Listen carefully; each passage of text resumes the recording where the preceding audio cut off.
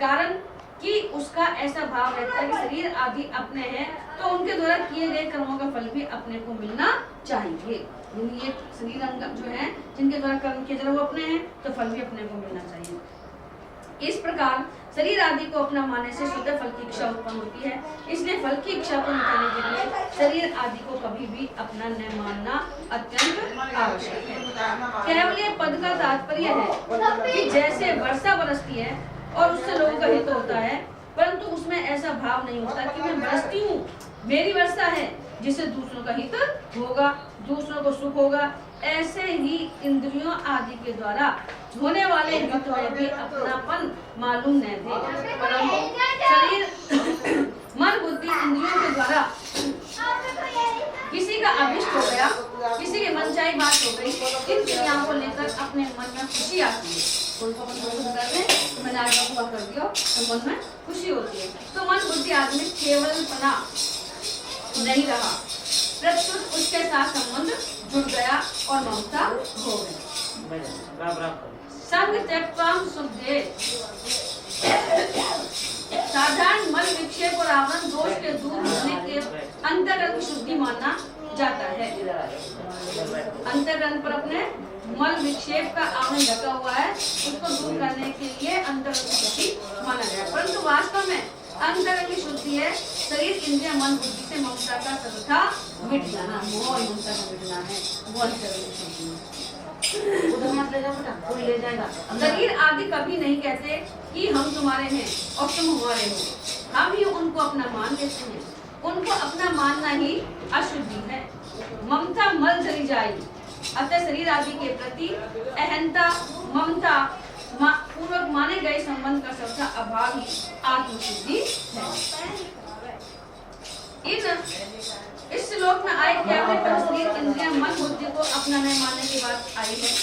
केवल पद में अपनापन हटाने का उद्देश्य है और आत्मशुद्धि पद में अपनापन सबका हटने की बात आई है।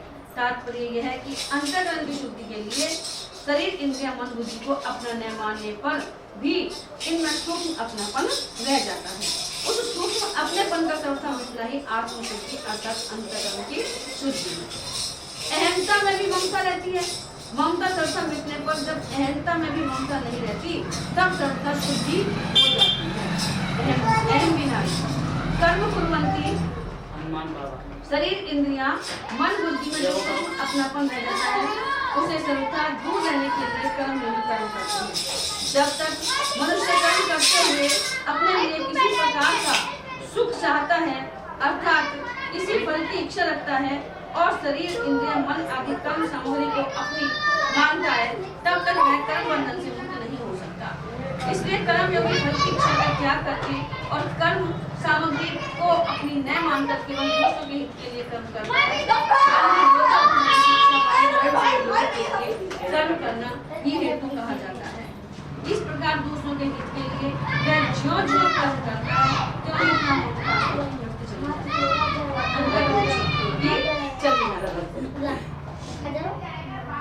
शुद्ध करने से अंतःकरण शुद्ध नहीं होता, क्योंकि शुद्ध करने से अंतःकरण के साथ संबंध बना रहता है। जब तक मेरा अंतःकरण शुद्ध हो जाए यह भाव रहेगा, तब तक अंतःकरण की शुद्धि नहीं हो सकती, क्योंकि ममता ही खास अशुद्धि है। इसलिए रामायण में आया है ममता मल जली जाए। भगवान ने भी यहाँ केवल पद से अंतःकरण के साथ ममता न रखने की बात कही है। शरीर इंद्रिय मन और बुद्धि में ममता का सर्वथा अभाव हो जाना ही अंतःकरण की शुद्धि है। अतः अंतःकरण में ममता सर्वथा मिटाने के उद्देश्य से कर्म योगी अनासक्त भाव से कर्म करते हैं। वे अपने लिए कोई कर्म नहीं करते, कारण कि ममता रखने से कर्म होते हैं, कर्म योग नहीं होता। इसलिए अपने लिए कोई कर्म न करने से कर्म योगी की गति स्वरूप की तरफ होती है। कर्म योगी पहले ममता रहित होने का उद्देश्य बनाकर कर्म करता है, फिर उसके उद्देश्य की सिद्धि हो जाती है। युक्त कर्म फलम त्यक्त्वा शांति माप्नोति नैष्ठिकीम् अयुक्त काम कारण फले सत्वो निबध्यते। युक्त इस पद का प्रसंग के अनुसार लिया जाता है। जैसे इसी अध्याय के 8वें श्लोक में अपने को एकर्ता मानने के लिए युक्त पद आया है, ऐसे ही यहाँ कर्म फल का त्याग करने वाले कर्म के लिए युक्त पद आया है। जिनका उद्देश्य समता है वे सभी पुरुषों अर्थात हैं। देता है। इसलिए यह मुक्ति पद ऐसे कर्म में आया है जिसकी बुद्धि व्यवसायत्मिका बुद्धि होने से जिसमें सांसारिक कामनाओं का अभाव हो गया है। कर्म फलम त्यक्त्वा, यहाँ कर्म फल का त्याग करने का तात्पर्य फल की इच्छा वास्तव में त्याग करना है, क्योंकि वास्तव में त्याग कर्म फल नहीं प्रत्युत कर्म फल की इच्छा का होता है। कर्म फल की इच्छा का अर्थ है किसी भी कर्म और कर्म फल से अपने लिए किसी प्रकार का सुख लेने की इच्छा न रखना। कर्म करने से एक तो तात्कालिक फल सुख मिलता है और दूसरा परिणाम मिलता है। इन दोनों ही फलों की इच्छा का त्याग करना है। अपना कुछ नहीं है, अपने लिए कुछ नहीं करना है और अपने को कुछ नहीं चाहिए। इस प्रकार कर्ता की सर्वथा निष्काम होने पर कर्म फल की इच्छा का त्याग हो जाता है। संचित कर्मों के अनुसार प्रारब्ध बनता है। प्रारब्ध के अनुसार मनुष्य का जन्म होता है और मनुष्य जन्म में नए कर्म होने से नए कर्म संस्कार संचित होते हैं। परंतु कर्म फल की आसक्ति का त्याग करके कर्म करने से कर्म भुने हुए बीज की तरह संस्कार उत्पन्न करने में असमर्थ हो जाते हैं।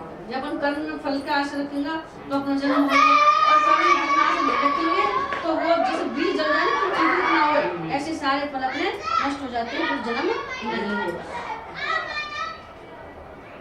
और उनकी संज्ञा अकर्म हो जाती है। वर्तमान में निष्काम भावपूर्वक किए कर्मों के प्रभाव से अपने पुराने कर्म संस्कार यानी संचित कर्म भी समाप्त हो जाते हैं। इस प्रकार से पुनर्जन्म का कार्य भी समाप्त हो जाता है। अब कर्म फल 4 प्रकार के होते हैं। एक है दृष्ट कर्म फल, वर्तमान में किए जाने वाले नए कर्मों का फल जो तत्काल प्रत्यक्ष मिलता हुआ दिखता है, जैसे भोजन करने से तृप्ति होती है। ये दिखता है कि अपन भोजन कर रहे हैं, कर्म कर रहे हैं और खाके अपन तृप्त हो जाते हैं। दूसरा है अदृष्ट कर्म फल, वर्तमान में किए जाने वाले नए कर्मों का फल जो अभी तो संचित रूप से संग्रहित होता है पर भविष्य में इस लोक और परलोक में अनुकूलता प्रतिकूलता के रूप में मिलेगा, संचित कर्म। तीसरा है प्राप्त कर्म फल, प्रारब्ध के अनुसार वर्तमान में मिलने हुए शरीर, जाति, वर्ण, धन, संपत्ति, अनुकूल या प्रतिकूल परिस्थिति आदि, यानी शरीर जो मिला है अपन को, जिस घर में जन्म मिला है वो अपन को प्रारब्ध के आधार पर मिला है। चौथा है अप्राप्त कर्म फल, प्रारब्ध कर्म के फल रूप में जो अनुकूल या प्रतिकूल परिस्थिति भविष्य में मिलने वाली है, आगे जो मिलेंगी वो अप्राप्त कर्म फल प्रारब्ध के रूप में। उपयुक्त 4 प्रकार के कर्म फलों में दृष्ट और अदृष्ट कर्म फल क्रियामान कर्म के अधीन आते हैं, जिनको तो नष्ट किया जा सकता है, दृष्ट और अदृष्ट, तथा प्राप्त और अप्राप्त कर्म फल प्रारब्ध कर्म के अधीन आते हैं। कर्म फल का त्याग करने का अर्थ है दृष्ट कर्म फल का आग्रह नहीं रखना तथा मिलने पर प्रसन्न या अप्रसन्न न होना, अदृष्ट कर्म फल की आशा न रखना, प्राप्त कर्म फल में ममता न करना जो मिल रहा है जो उसमें, और तथा मिलने पर सुखी या दुखी न होना, और अप्राप्त कर्म फल की कामना न करना कि मेरा दुख मिट जाए और सुखी हो जाए। साधारण मनुष्य किसी न किसी कामना को लेकर ही कर्मों का आरंभ करता है और कर्मों की समाप्ति तक उस कामना का चिंतन करता रहता है। जैसे व्यापारी धन की इच्छा से व्यापार आरंभ करता है तो उसकी वृत्ति धन के लाभ और हानि की ओर ही रहती है कि लाभ हो जाए, हानि न हो। धन का लाभ होने पर प्रसन्न होता है, हानि होने पर दुखी होता है। इसी तरह सभी मनुष्य स्त्री पुत्र धन मान बढ़ाई आदि कोई न कोई अनुकूल फल की इच्छा रखकर ही कर्म करते हैं, परंतु कर्म योगी फल की इच्छा का त्याग करके कर्म करते हैं। इन कर्म योगी में और अपने में अंतर है। यहाँ स्वाभाविक प्रश्न उठता है कि अगर कोई इच्छा ही न हो तो कर्म करे ही क्यों? जब अपनी कोई इच्छा ही नहीं कर्म क्यों करे? इसके उत्तर में सबसे पहली बात तो यह है कि कोई भी मनुष्य किसी भी अवस्था में कर्मों का सर्वथा त्याग नहीं कर सकता, अर्थात बिना कर्म किए वो रह ही नहीं सकता। यदि ऐसा मान भी लिया जाए कि मनुष्य बहुत अंशों में कर्मों का स्वरूप से त्याग कर सकता है, तो भी मनुष्य के भीतर जब तक संसार के प्रति राग है तब तक वह शांति से नहीं बैठ सकता। जब तक राग है जब तक शांति से नहीं बैठ सकता। उससे विषयों का चिंतन अवश्य होगा जो कि कर्म है, चाहे मन से विचार आ रहे हैं उसका चिंतन हो रहा है वो भी कर्म ही है। विषयों का चिंतन होने से वह क्रमशः पतन की ओर चला जाएगा। इसलिए जब तक राग का सर्वथा अभाव नहीं हो जाता तब तक मनुष्य कर्मों से छूट नहीं सकता। कर्म करने से पुराना राग मिटता है और निस्वार्थ भाव से केवल परित के लिए कर्म करने से नया राग पैदा नहीं होता। निस्वार्थ भाव से करने पर नहीं होता। स्वार्थ भाव से करेंगे पर अपने लिए करेंगे जब तो होगा, लेकिन निस्वार्थ भाव से नया राग पैदा नहीं होगा। विचार पूर्वक देखा जाए तो कर्म फल की इच्छा रखकर कर्म करना बड़ी बेसमझी है। पहली बात तो यह है कि जब प्रत्येक कर्म आरंभ और समाप्त होने वाला है तब उसका फल नित्य कैसे होगा? फल भी प्राप्त नष्ट हो जाता है। तात्पर्य यह है कि कर्म और कर्म फल दोनों ही नाशवान है। या तो फल नहीं रहेगा या हमारा कहलाने वाला शरीर नहीं। दूसरी बात, इच्छा रखे न रखे, जो फल मिलने वाला है तो मिलेगा ही। अपन निष्काम भाव से भी करेंगे कर्म तो वो फल जो मिलेगा तो मिलेगा ही, देने वाला तो देगा, लेकिन इच्छा नहीं रखें। इच्छा करने से अधिक फल मिलता हो और इच्छा न करने से कम फल मिलता हो, ऐसी बात नहीं है। अतः फल की कामना करना बेसमझी ही है। जो प्रारब्ध में लिखा है वो तो मिलेगा ही। निष्काम भाव से अर्थात फल की कामना न रखकर लोक हितार्थ कर्म करने से कर्मों से संबंध विच्छेद हो जाता है। कर्म योगी के कर्म उद्देश्यहीन अर्थात पागल के कर्म की तरह नहीं होते। प्रत्युत परमात्मा तत्व की प्राप्ति महान उद्देश्य रखकर ही वो लोक हितार्थ सब कर्म करता है। वो कर्म भी करते तो कैसे करते हैं? परमात्मा को प्राप्त करने के लिए। उसके कर्मों का लक्ष्य परमात्मा तत्व रहता है, सांसारिक पदार्थ नहीं।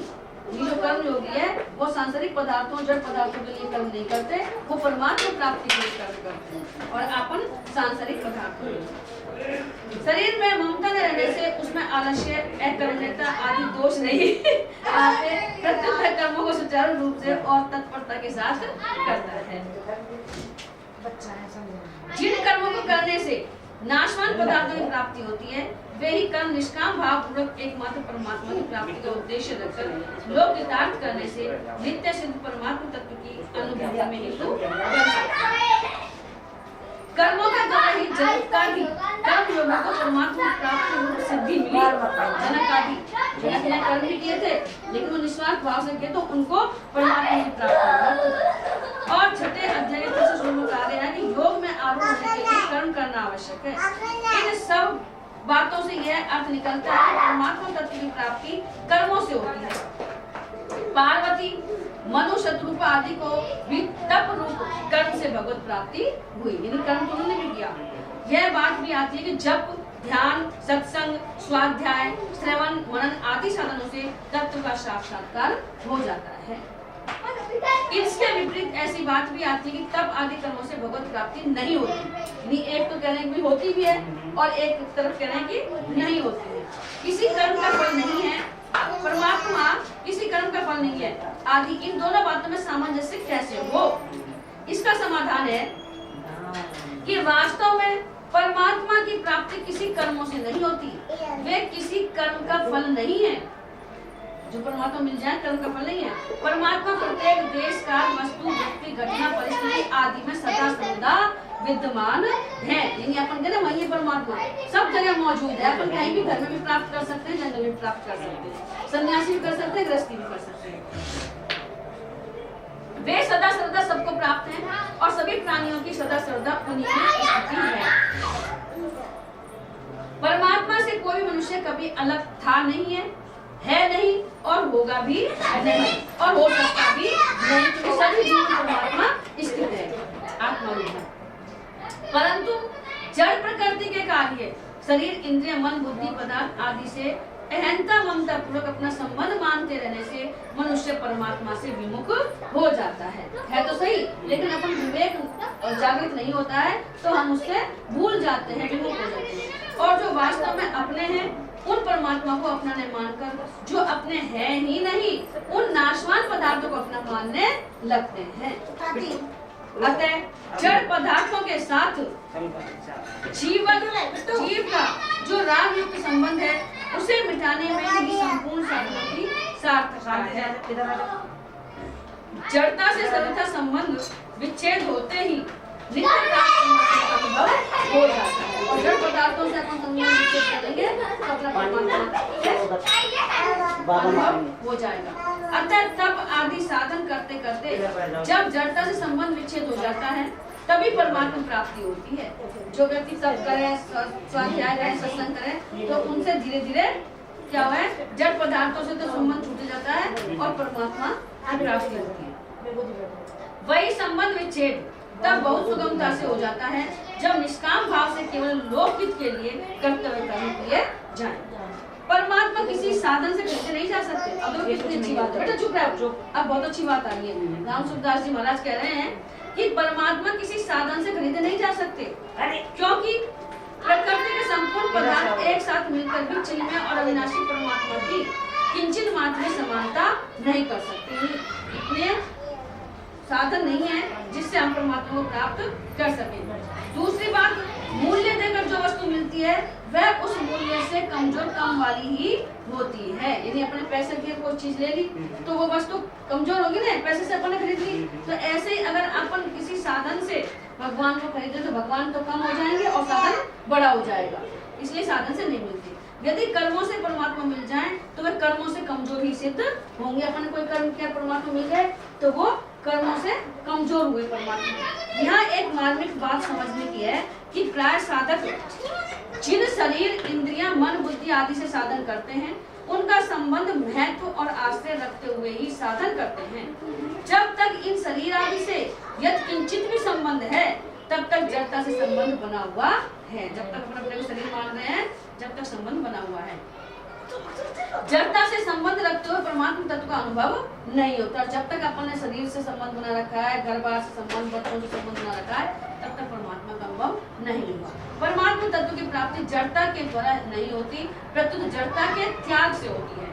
जिस जाति का संसार है उसी जाति के शरीर, इंद्रिय, मन, बुद्धि आती है।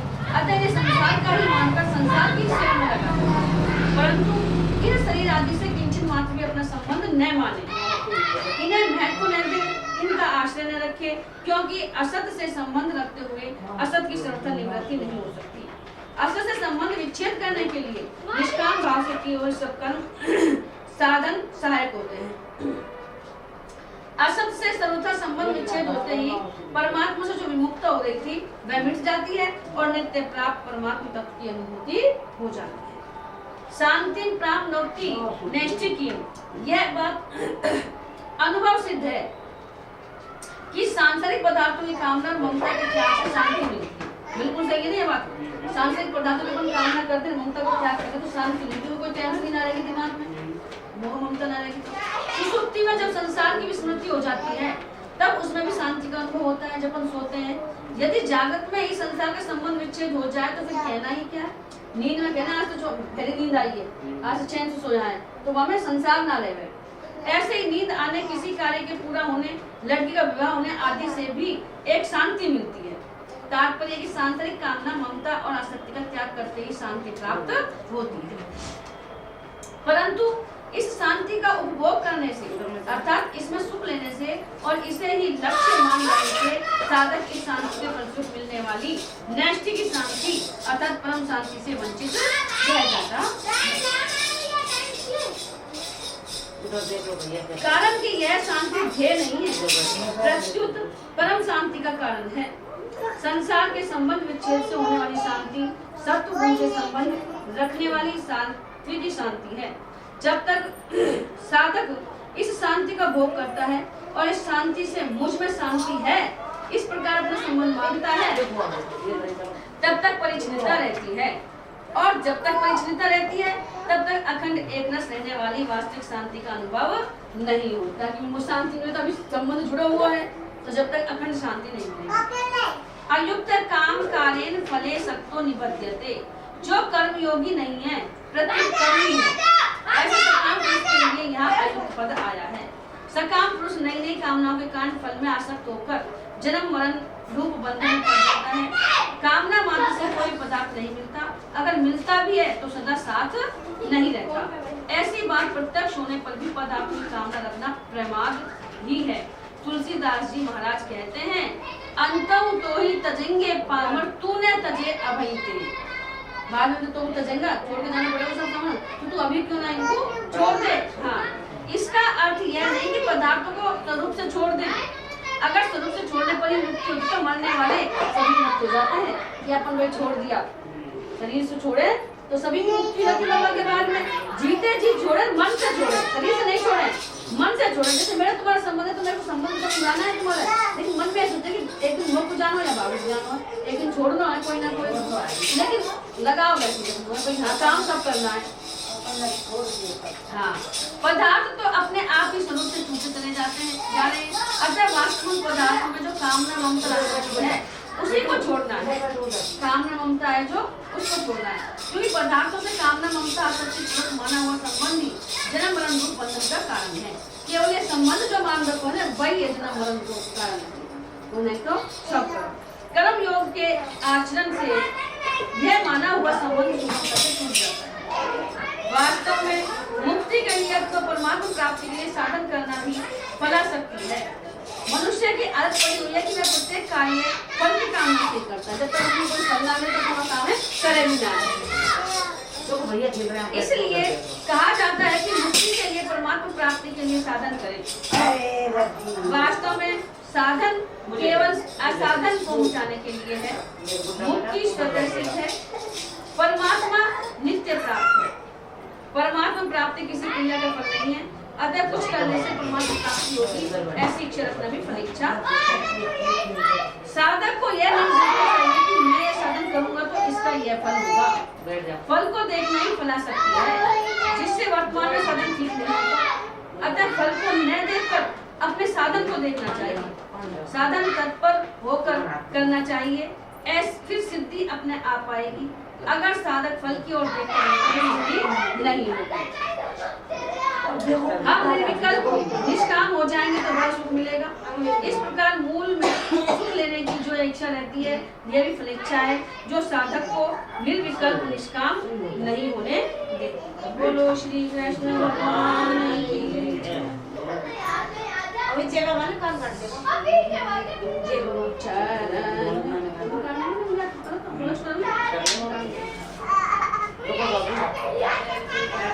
अरे यार से लगा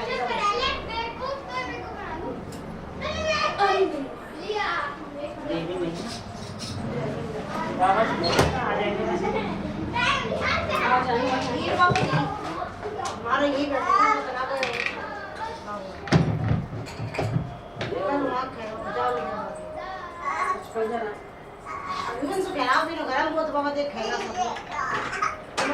अब 11 रुपए कर दे पहले 11 अब 11 से कर दिया। ये बार कराया 11,000 में देखो 11 दिन कौन आया, कोई नहीं आया। 11 से में एक दिन आ जाएगा कोई, एक दिन करवाया लगा, एक ही दिन 11 से एक बार देखे 11 से वो एक दिन को तो जाए हमारा दिखा देंगे, हम नाम करेंगे एक दिन तो करते हैं। इसको मैं नाम लिखवाना है वही हमने की बात की लोग मान दीदी आदमी को मान ससुराल को और डेढ़ कौन सा देगा हमारे हिसाब से। हां हमारे हिसाब से भाई तुम 11 को दे बचाओ 12 को दे तो ऐसे पूछ के ना तो जवाब दे देंगे। एक दिन तो करवा लेंगे, ये हमने भी तो नहीं करवाया। हमने मां को भी ऐसे कराया भाई, एक दिन सास ससुर आ जाना, एक दिन बहन जी आ जाएगा, उनको भी ऐसे करवाया। ये न करा और कोई हो तो जिन्हें कर खेती जो हमें खेदेगा मैं और बता दूं मुझे आपको क्या जानो देखो ये तो इनसे पूछ के मैं और बता दूं मैं से एक दिन उपचार करवा दूंगी। मैं कह दूंगी से करो बड़ा अभी साहब वो भेजो पांच भेजेंगे ना, मैं बड़ा भेजूंगा फिर कहीं क्या कोई जोड़ हो जाते हैं। नहीं एक में नाम सुनना नहीं कर देगी मैंने कह दी ले जाए छुट्टी दे दी तो हां छुट्टी के ना करवा दो। हां वो वही साहब और वो सास तो क्या है वो सुना तो सुन ले घर आ जाओ सास तो कोई सुना तो सुन लो देखो मतलब अभी रोज चल रहा है ना अभी ना है बस इधर हम को कहीं जरूरी है तो सब होगी उसी में था सूचना नानी पर बैठ जाओ। ऐसी सी है तो उसी का सुना चलो करो वो ले लो अब आप बैठ जाओ बाबू अब बैठ जाओ। बोलो बजरंग बली की जय हो। श्री गुरु चरण सरोज रज निज मन मुकुर सुधार बरनउँ रघुबर विमल जसु जोदायक फल चार।